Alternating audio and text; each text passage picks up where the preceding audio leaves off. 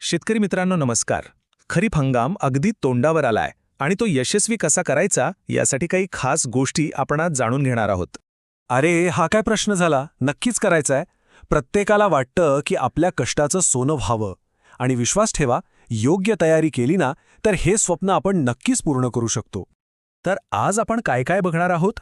आपण एकूण 5 महत्त्वाच्या गोष्टींवर बोलणार आहोत. अगदी खरीप हंगामाच्या तयारीपासून सुरुवात करून मग माती परीक्षण, बीज प्रक्रिया आणि हो, आपल्याला मदत करण्यासाठी कोण उपलब्ध आहे हेही पाहू. चला तर मग आपल्या तयारीच्या पहिल्या टप्प्याला सुरुवात करूया. एक गोष्ट लक्षात घ्या, भरघोस पिकाचा पाया आत्ताच घालावा लागतो. हीच ती वेळ आहे जी आपल्या पुढच्या काही महिन्यांची मेहनत यशस्वी करणार आहे. आता तयारीमधलं पहिलं आणि सगळ्यात महत्त्वाचं पाऊल कोणतं? ते आहे माती परीक्षण. अहो, जसं आपण तब्येत चांगली राहावी म्हणून डॉक्टरकडे जातो, एक चेकअप करतो, तसंच आपल्या जमिनीच्या आरोग्याची काळजी घेणं खूप गरजेचं आहे. तर हे माती परीक्षण म्हणजे नेमकं काय? अगदी सोपं आहे. हे आपल्या जमिनीचं एक प्रकारचं रिपोर्ट कार्ड किंवा हेल्थ चेकअप आहे. यातून आपल्याला अगदी स्पष्ट कळतं की आपल्या जमिनीत नक्की काय कमी आहे आणि काय जास्त. आणि हे करायचं कसं? काहीच अवघड नाही. फक्त 3 सोप्या गोष्टी आहेत. पहिलं, आपल्या शेतातून वेगवेगळ्या ठिकाणाहून मातीचे नमुने घ्या. दुसरं, ते जवळच्या प्रयोगशाळेत नेऊन द्या. आणि तिसरं, काही दिवसांतच आपल्या हातात आपल्या जमिनीचा संपूर्ण आरोग्य अहवाल असेल. आणि याचे फायदे तर जबरदस्त आहेत. तुम्हीच बघा, रिपोर्टमुळे आपल्याला कळतं की कोणतं खत किती टाकायचं, म्हणजे उगाच होणारा खर्च वाचतो. खर्च कमी झाला आणि उत्पन्न वाढलं. आणि सगळ्यात महत्त्वाचं, आपल्या जमिनीचा पोत सुधारतो. म्हणजे एका दगडात अनेक पक्षी. मातीचं तर झालं.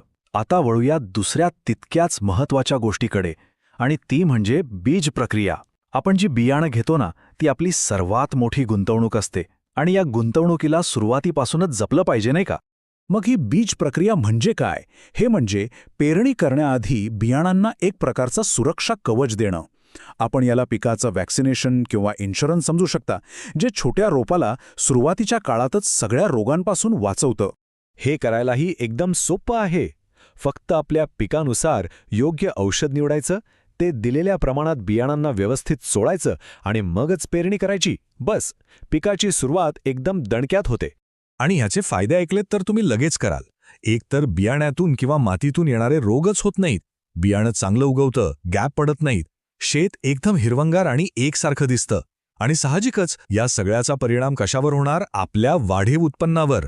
आता आपल्याला वाटेल की हे सगळं आम्ही एकट्याने कसं करायचं? तर काळजी करू नका. या सगळ्या प्रवासात आपल्याला मदत करायला, योग्य सल्ला द्यायला तज्ज्ञ माणसं आहेत. चला भेटूया आपल्या या मार्गदर्शकांना. एक गोष्ट कायम लक्षात ठेवा, कृषी विभाग हा नेहमीच शेतकऱ्यांच्या पाठीशी उभा आहे. मग ते माती परीक्षण असो किंवा बीज प्रक्रिया, कुठलीही अडचण असो, योग्य आणि वैज्ञानिक माहिती देण्यासाठी ते नेहमीच तयार आहेत. विशेषतः आपल्या खापा परिसराबद्दल बोलायचं झालं तर ही तज्ज्ञांची टीम आपल्यासाठीच आहे. आपले तालुका कृषी अधिकारी श्री सोमनाथजी साठे, मंडळ कृषी अधिकारी श्री विलास भिसे, सहाय्यक कृषी अधिकारी कुमारी पूजा इंगळे आणि उपकृषी अधिकारी श्री रोशन डंभारे, ही सगळी मंडळी आपल्या मदतीसाठी आहेत. आणि या सगळ्या अधिकाऱ्यांचं एकच ध्येय आहे की प्रत्येक शेतकऱ्यापर्यंत शास्त्रीय माहिती पोहोचली पाहिजे. त्याला योग्य मार्गदर्शन मिळालं पाहिजे, जेणेकरून त्याचा हंगाम यशस्वी होईल. त्यामुळे त्यांच्याशी बोलायला, त्यांना भेटायला अजिबात संकोच करू नका. आणि आता सगळ्यात शेवटी एक विशेष आवाहन, खास करून खापा आणि आजूबाजूच्या गावातील माझ्या शेतकरी बांधवांसाठी. बहेगाव, रंगारे, भानेगाव, पोटा, सिल्लेवाडा, चणकापूर, गडेगाव, नंदापूर, खेडी आणि खापा या सर्व गावातील शेतकरी बांधवांना एक कळकळीची विनंती आहे की या खरीप हंगामात आपण या 2 गोष्टी नक्की करूया. एक, माती परीक्षण आणि दुसरं, बीज प्रक्रिया.